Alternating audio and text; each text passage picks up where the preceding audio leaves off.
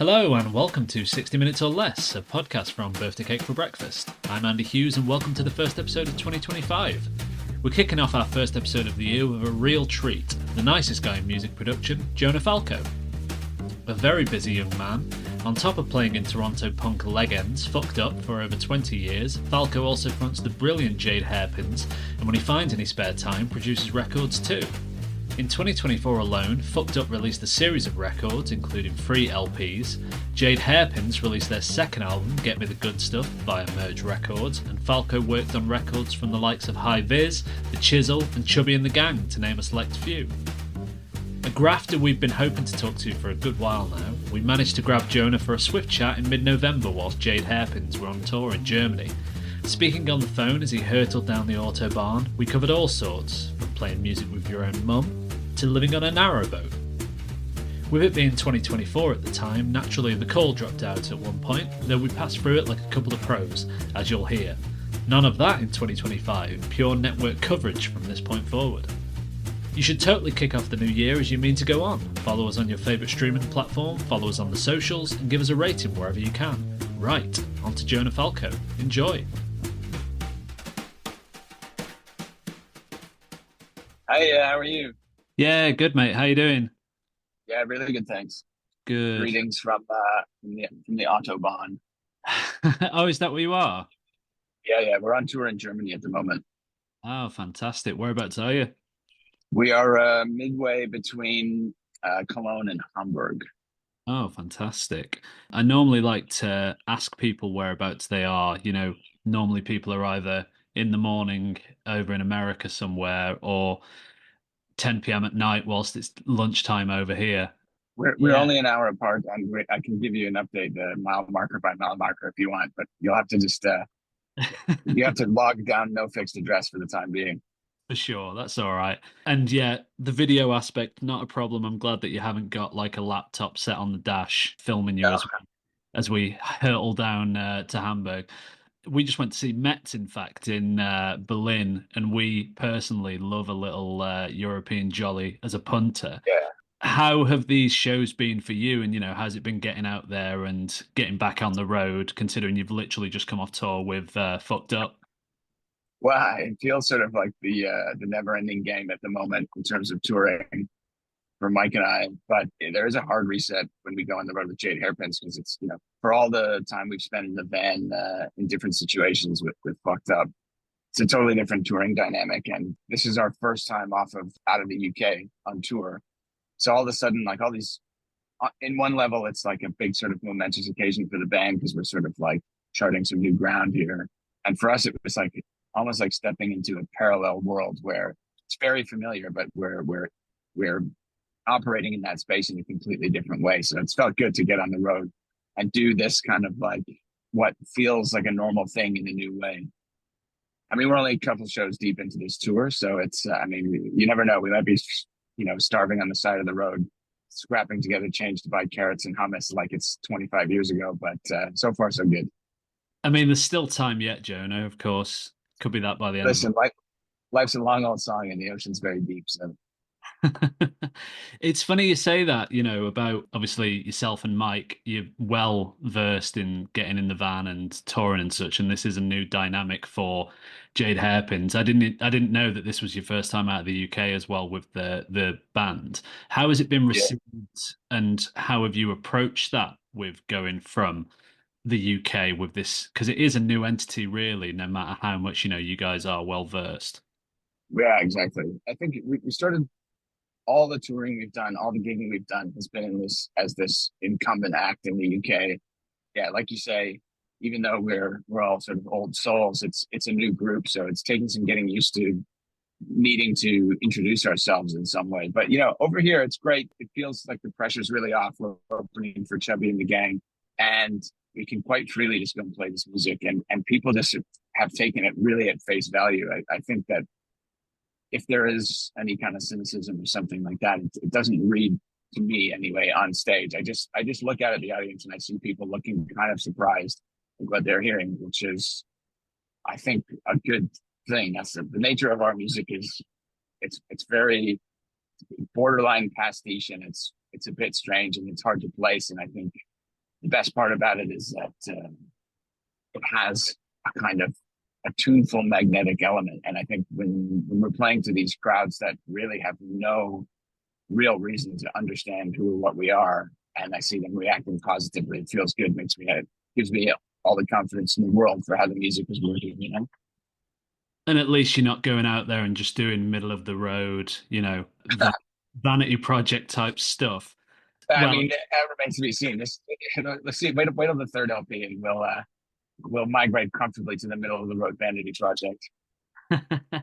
we saw you this year with Piss Jeans at the Brudnell, and I laughed that Oh Mike, yeah, it was great. it was a great show, and I laughed that Mike was such a pro that he was watching the football with punters pretty much till you were about to go on. So Yeah. I was able to like use him to judge when I needed to move into the gig room. But with like Piss Jeans and with Chubby on the road, it almost feels like you've got backup as well, in terms of like people that you're probably familiar with, I'm sure, in terms of Piss Jeans and definitely with Chubby and Co. So is it nice to be able to get out there, even coming on as support bands and still be there with like these sorts of like-minded people? Absolutely. And that's exactly the foil. I think that our friends that are in these more established channels than Jade Hairpins often bring us out, and all of a sudden we exist in like this extra comfort zone, and it's also like a bit of an extra comfort as a performer to have the padding of like a full audience. It sort of is a proving ground for how you might want to work in the future and get used to being in front of crowds and things. And like being unknown or having people be unfamiliar with your music is one thing, but actually going from a 25-year touring career to your third tour, it's actually a totally different change and something that's almost a bit intangible until you're up on stage and you realize actually this is also is a new experience. Having to be the band that's in a different context, and for me anyway, coming up from behind the drum kit or even from behind a guitar, all of a sudden being the conduit through which you have to speak to an audience and through which an audience has to experience what you're supposed to be about. It's a big learning experience. So yeah, the buffer zone is great. And also it gives you the confidence to just be yourself a bit more without any fear of judgment or, you don't have to worry about what people are thinking. You can just throw yourself at somebody else's audience as though it's a completely blank canvas. And in terms of that, that blank canvas aspect and touching back on what we talked about before, in terms of, being well versed in touring and such, obviously you've got Tamsin and Jack with you as well, and they're, I'm sure, used to going on the road and such elsewhere. But how has it been finding your footing in terms of experience in Europe and not so much the UK, but experience in Europe as this new band outside of shows and all the rest of it, or are you pretty much still stuck on motorways and what have you? I wish I could tell you that touring in a relatively DIY band is any different than spending a lot of time at motorway services and like blitzing together your couple of hours where you have to drive half your day away. It's a lot of the same, but it's true. Jack and Tamsin are not strangers to the road, and so it's not like we're trying to hatch from an egg and all of a sudden do these ambitious things like go on like a 15-day run in the middle of winter. So, experiencing Europe, we've got a few days off on this tour. Today we had like a meet around Cologne. We're gonna have some time in Berlin. We're gonna have some time in France, and it's in many ways because we're opening up this tour, we got a bit more time to play with, more of the day, less time on stage. It's brilliant. You can just sort of enjoy these places. Again, like I say, it's like a parallel universe. It's like stepping into something that you know so well, and realizing that you've just stepped in through this other door. So it's a good vantage. And in terms of a good vantage as well, how's this for a segue? You've Oh yeah, lived God. you've lived in the UK, I believe, for over a decade now, and you Yeah, were you were for various points on a narrowboat on the canal. I take it you're still on some form of a narrowboat when you are back home. yeah, that's right. And I personally did a stag do on a canal, which was great. It was great fun for a day or two. But how's that sort of life? And I was listening to you on a podcast earlier and, confining everything into such a small space. How do you find that and that different experience of living in the UK than most, I'm sure? Well, it's there's a kind of analogy or rather, there's an analog with touring in some ways, living that way, just surrounded by your whole universe at all times. If I had to think of, it's true, I live in this tiny space, and it's very consuming psychologically because you're constantly worrying about systems failing that you normally wouldn't have to worry about. You're constantly worrying about the elements in ways you wouldn't have to worry about security XYZ, which in some ways is like complete anathema to what I would like to experience when I'm not working. But in some ways, it's psychologically kept me on the road. I mean, for many years when I first started living on the boats, we moved every 2 weeks, so it was just a constant transient lifestyle, and finding new little pockets of things that you might revisit 2 or 3 times in a year, but only for a moment. Getting used to your surroundings so briefly. It's like this weird throwing a dart at a map kind of existence, which I realized so many years on is what touring sort of does to your head. You think you have these foundational and lasting relationships with people and places all over the world, but actually you've only collectively known these people for about 10 minutes. You only know these cities for 3 or 4 hours at a time. So in some ways, it's kind of conducive to this lifestyle. So the short answer is, yeah, I'm living on a narrowboat still, and the long answer is I never got off the road, man. I'm like Dennis Hopper in Apocalypse Now, I think. Could you ever see outside of like breaking your leg or something? Could you ever see yourself just surrounded by four walls and the same old surrounding, or is it literally, yeah, Dennis Hopper? Maybe if I get sent to prison for like going over a border under auspicious circumstances, then I can. No, of course the pleasures of the land are very tempting, and maybe I'll be there someday soon. Hopefully not prison. Yeah, well, I mean, let's just double underline that I do not want to go to prison. And if that's the main takeaway of this chat, then that's perfectly fine with me. I might have to rebrand the podcast, but yeah, that sounds like Reasons to not go to jail with Andy. Yeah. Yeah. So yeah, I know as well that you're involved with the UK punk scene and hardcore scene and just scene in general down south, producing Mm. records and rubbing shoulders with all manner of artists. You've previously like worked on records with High Veers and Chubby and such, and they've obviously gone on to do such big things. Are there any bands of note and bands on the rise that you're particularly fond of at the minute? I started working with this band called Rifle from London that may have crossed your desk already, and Yeah. they've been a lot of fun to work with. They kind of have a chaotic energy that's not dissimilar to the other stuff I've worked on. Everything that sort of like seems to resonate with the sort of like ever so slightly wider group of listeners in the UK, sort of like independent music world, always has this sort of hard edge with an oblique touch to it somehow. And like Rifle isn't just they're not really run of the mill. The music is like completely abrasive. It's sort of like putting your head beside a hammer drill or something. Hmm. But there's a kind of personality to it that allows it to exist ever so slightly outside of just the like cold beers and loud music Venn diagram that so much is potentially involved in. I mixed a couple songs for a band from London called Eel Men, which was great. Again, it's sort of like Wire meets Desperate Bicycles or something. It's got this DIY touch with the kind of snotty 70s punk attitude, but like the production values of like a shoestring budget Roxy Music or something. And it really works.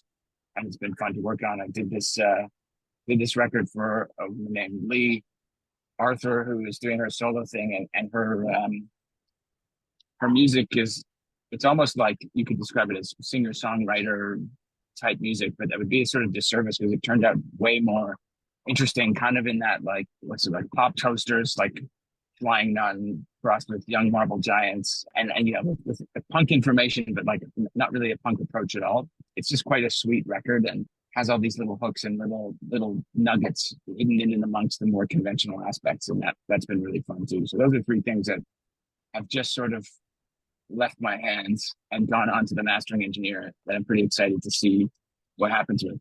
You have to forgive me if I stumble. I'm executing a lane change momentarily. I'll try and stretch this one out. But is it quite refreshing, having that ability to not only work on these records with Mike and the rest of Fucked Up, but to then have a hand in working with up and coming bands and especially bands that aren't from Canada? Oh yeah, but it's a gift. It's like sometimes we as artists, if I can call myself that, just don't allow ourselves the time or the energy or the leeway to do the things that you want to do. You convince yourself 100,000 times that you would have done something really great, but you didn't do it because X, Y, Z. You know, one of the great things about being in Fucked Up for so long and working so closely on those records is that there's always something that's forcing you to do it. But I don't always like, you don't always execute your creative will in a group setting. So the producing other people's music is great because actually you engage all the experience that you have, all the gained knowledge, all the technical ability, all that stuff is just in the service of somebody that doesn't really know you, but can draw on those resources in ways that you don't expect. And all of a sudden you have my mark is on those records in an indelible way, as in like every time you listen to High Vis or the Chisel or Homefront or something, you say, oh, I know that chord, like Jonah uses that chord. It's not so much that, it's more about those resources are able to help somebody like complete their idea. And that's actually incredibly rewarding. And all the stuff that I do production wise, lots of it, lucky for me, has become, I hesitate to use the word popular, but like has become popular.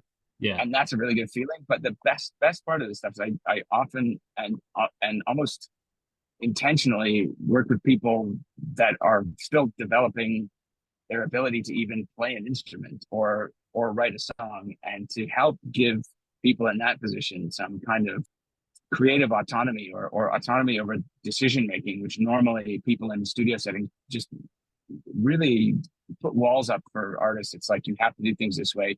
You have to do these things this way. Your song can't be written this way. You have to perform it this way. I have a completely loose approach. And I want to make sure that people feel so comfortable in making their own music that they realize that they can do 100,000 times more than they ever thought they could. It might take them 10 years, but people just have a hard time in believing in themselves because they don't think that they're allowed to make decisions, or that their music or their capability is so crappy that their music will always sound bad.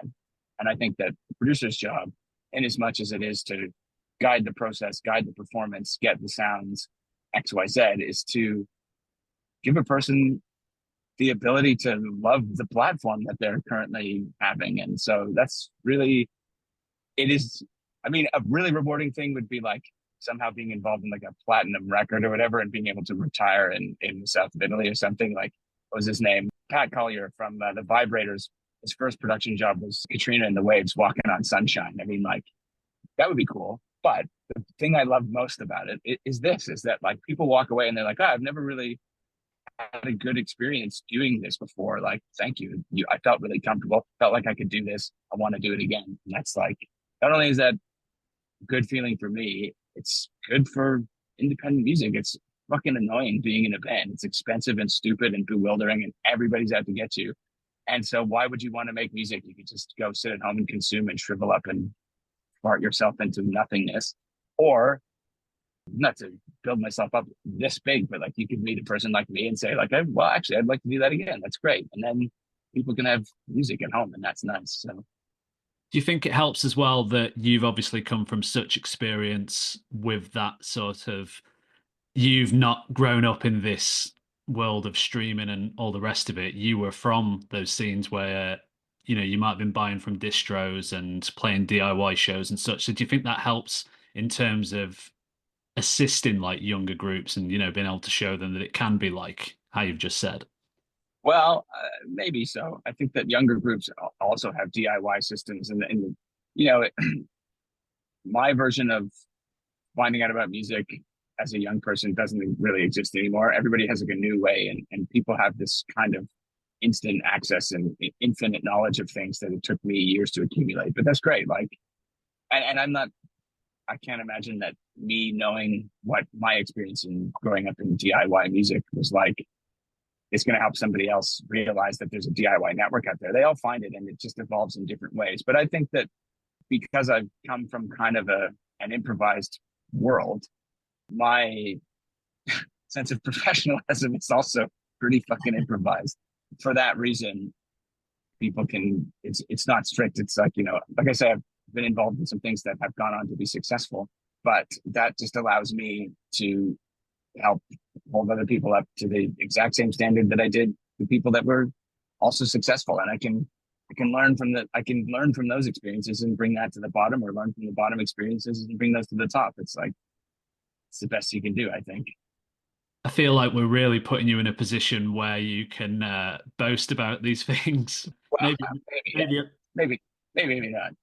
maybe unintentionally. But in terms of, your own stuff, Hairpins, you said to us around the time of the first album that you and Mike were still learning to how to use the pop space of Hairpins to make music, and you were personally finding your feet as a singer. Do you Yeah. feel that has shifted somewhat now you've both moved into the second record, and do you feel like you found your foot in front in a group now? I'm almost there with the fronting a group thing. I'm comfortable singing. I sort of know my range, and I know my main tricks now, and it's going to be a constant evolution. In terms of writing, like the pop footing, I think that Mike is one of the most like culturally literate people I've ever met, and so it's like it's very easy to sort of dip in and out of styles, but and finding pop, understanding pop is one thing, and performing it is another. And I think that the best part about Hairpins is that we're sort of wrong pop. It's like a sort of like literary incorrectness that sort of happens in the music of Jade Hairpins, and I'm so pleased with that, because again, it's like an improvised institution.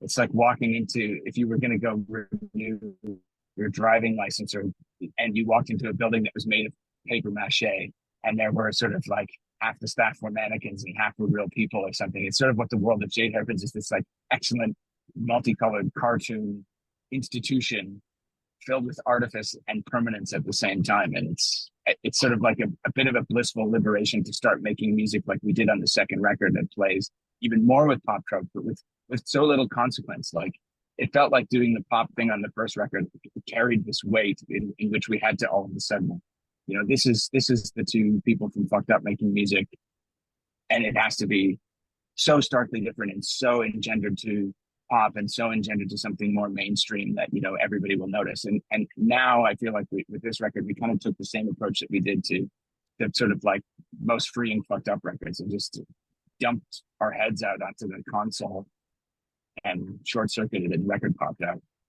I've not seen that written anywhere, which is a great way of putting the record. In terms of dumping everything out and like, hitting your head off the console slightly differently and maybe more internally, how do you approach lyric writing and being up front, when you are generally at the back and fucked up? Because I heard something you said elsewhere that, sometimes being yourself is deeply uncool because you are kind of putting it out there, and obviously it's getting interacted with by a completely different audience and what have you. So how do you find that in terms of approaching writing and such? Lyric writing for me is, I mean, I like writing, but I realize that my journey as a lyric writer is not yet complete. I've written things, phrases, and themes on this record that I think are important to me, or sound interesting and are clever. But all people who write song lyrics are on this journey to become a person that can be succinct enough to contain meaning in a song. Some of the things I've written on this record are worthy of quote unquote the song, and some of them are worthy of a pen and paper. And then there's some things that I think that if I had to be totally brutal about it, are still in between. They're just sort of like, they're nice lyrics, but they have to fight to be in the song, the institution of the song, the sort of institutional sublime of the song. I don't know what the best song lyrics of all time are. Like, what the answer, my friend, is blowing in the wind, or you know, give me shock treatment, or I love rock and roll. That's the sort of institutional sublime, the most succinct, perfect, encapsulated, efficient delivery of meaning that's simultaneously infinite. I'm not sure that I have achieved the simultaneously infinite on this record, but we're working on it, and being a front person, trying to have a big personality. I have a big personality. I have tells. Every person has these things. Again, focusing that into the institutional sublime is the journey. I don't know. I mean, maybe I'll send you an email after show three, and I'll let you know if I nailed it. I think you've got a happy birthday in there somewhere, Jonah, definitely. Yeah, yeah, definitely, definitely. Happy birthday, Mr. President. It's that kind of fits in with what I was going to ask you next, which is you previously told us that you didn't have much in the way of prep post Harmony Avenue for a second record, and that chances are you might be flying by the seat of your pants. Was that kind of the case when you went into the second record, and that you and Mike did find yourselves in that position, or was it a lot easier to slip back into hairpins and come up with stuff? Well, the way we write in the studio is sort of like it's all about chasing ideas, and usually when we're in the studio together, it's for fucked up. And but we actually just set aside 8 days or something to just get as many ideas down as possible, just for hairpins. And it took a minute to sort of like find the water vein that we were able to sort of follow out to sea. But once we did it, there's sort of like I think there were like 25 or 27 bits that made up the record, and there's still like there's a few singles that are unturned, there's a few unfinished songs, a few unfinished riffs, some stuff that got repurposed, and it was actually it's easy for Mike and I to get into flow, and it's not always easy to do it for one specific thing. So we were lucky that with hairpins we started chasing a couple ideas and made it work. Like on day two, I came in a bit early and came up with the sort of shell of Drifting Superstition, and that was like by the time Mike came in, it was stylistically kind of complete, and then it took us the time it took us to properly finish the song. It was stylistically complete, and then we thought, okay, this is we're going to try and make this work, and we chased those ideas throughout the record, and it developed the way it developed. So I don't know. I mean, interestingly enough, like a couple months later, we went back into the studio for a few days, try and write some more material, and it was sort of not much was happening. So we may have like drained a bit of the creativity on that week.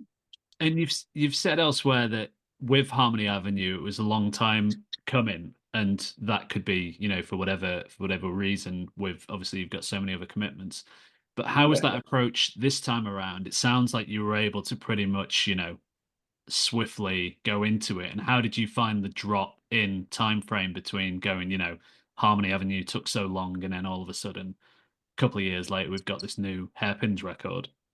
Well, the second record just had the intentionality of of needing to be finished. It still took a long time. I took a long time to finish the lyrics, to finish their vocal performances, and it took a lot of goading to finish the project. Because again, it's like psychologically, it's new territory, right, for me to be the front person on a record that actually requires a ton of care and not just the chaos of punk.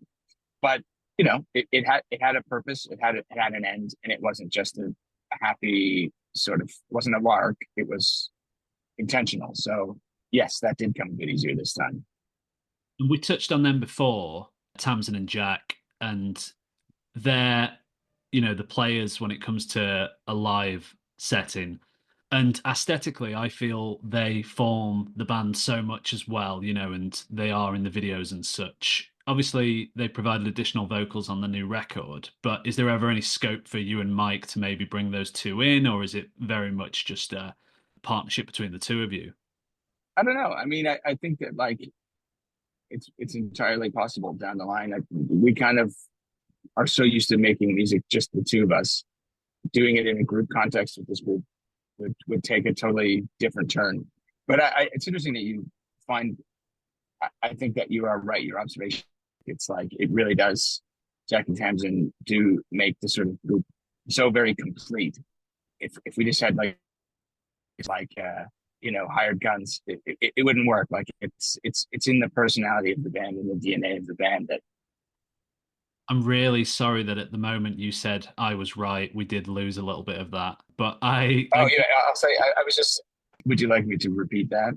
oh no, no, it's fine. I was going to say, we kind of got the gist of it, but yeah, I mean, aesthetically, they fit the mold so much with hairpins, I feel, and I think that that was kind of what you were touching on whilst you were possibly going through a tunnel. Yeah, I mean, in the aesthetics of music and in the aesthetics of the sort of less tangible, if less tangible things have a place in the physical world, I'm full of oxymorons today. I think that is like one of the great benefits of Tamsin and Jack being in the group is it's sort of the like it is the sort of personality. It's an excellent sort of parallel representation of the personality of the music and of the group approach. So But something that I really like, not just the additional vocals from Tamsin and Jack, but that your mother guests on the record too, providing a yeah, sax solo on My Feet on Your Ground. She's a notable player in her own right back home in Canada. But have you ever had the chance to work together before on something that's your own material? Have you ever, interestingly, no, go ahead. I was just going to say, have you ever had her on your own material? And, how was it having her on that record and being able to work with her? My mom has played on a couple of fucked up records, and I haven't done anything independently with her. Although there's a project in progress with her that you'll find out more out. You'll find more out. Well, you'll find out about it in the future. Yeah. As for working with her on this record, she found it insanely annoying. The truth of the matter is, she absolutely hated it because she thought the music was great, and obviously it's like doesn't hate working with me, but the actual process was funny because it's just a loud, chaotic sounding song that she's not used to. She comes from the jazz world, and she's in her mid 70s, so and it's also just even if you're the most pro of pro, even if your own child knocks on your door and says, "Hey, can you just do this?" Like people aren't coin operated automatons. They do require support and a context and Yeah. the materials with which to make their brains operate. So I was like, "Hey, mom, can you just play like a few bars of soloing? D, A, and E are the chords, you know?" And she goes, "Well, what does the song sound like?" I'm like, "What does it matter? Just all you have to do is just play on it. Here it is. It's these three chords." She's like, God, I don't get it. I can't hear this. Like, what does this sound here? What is that? Write it down. Write it down. And I wrote it down for her, and she didn't like that. And then eventually, I gave her just a blank click track, the same tempo of the song, and suggested that and I wrote out the changes and suggested that she play it. And she did. And we comped a solo. And I was like, "See, there you go. We got it." And she's like, "I have no idea what the hell is happening." I didn't like that at all. But, I played it for her in the end. She thought it sounded great. So all's well that ends well. Yeah, she's And she's it's interesting. Working with your own family is bizarre because it's like you have to upend your impression of, like the idea of professionalism and the idea of working with your family. You have to treat them like professionals, or as though you're hiring them to do a job, right? You have to treat them not like, "Oh, mom, I'm 10 years old. Can you bring me my socks or whatever?" Like, you have to be like, "Okay, Bob, you're a person with a lifetime of musical experience. I'm a person with a relative lifetime of musical experience. Let's try and meld these two pathways of our lives together into this third space." It's like it's completely mountain. It's a big mountain to climb in some ways. And always been very lucky when we've collaborated with her, and on this record especially, very lucky that that summit has been reachable. yeah. It might not have been with another musician, so and or a different parent. Although my dad has also played on some stuff, and he's a pretty good sport too. It does sound as well like you very carefully skirted the line of not taking the piss completely with your mom while she was in the studio. But yeah, I mean, you gotta look out for your own parent, and then even if I hired somebody out the back of the newspaper, I probably wouldn't throw them under the bus either. So there's that thing again about being a nice guy in music production. Yeah, yeah, there you go. I mean, I always see the Jonah Falco like the Mikey Young when it comes to mastering, it's like the seal of approval Oh somewhat. yeah, nice. Yeah, I love Mikey Young. Mikey Young is like I don't really know Mikey Young well as a person, but all the stuff he does is like pretty blue chip, and I like it a lot. He's like the Southern Hemisphere, not the Southern. We're not equivalent necessarily. I think he's far more accomplished than me, but like I feel the same way. Yeah, yeah. I'm sure Yeah. you're not quite the same as him. I've heard as well with Mikey that if you try and put the pressure on too much, he just disappears into the mist and he's gone, whereas Oh, I'm sure, nice. yeah. I'm very susceptible to pressure. There you go. No, actually, don't put that in the interview. I don't want anybody taking this. People will be lining up. But no, Jonah, thanks very much for talking to me from a car. I can't imagine what doing an interview and having to use your brain when you're doing these two things at once feels like, but I really appreciate it. I've never once used my brain in an interview, and I'll I'll stand on that with 2 feet.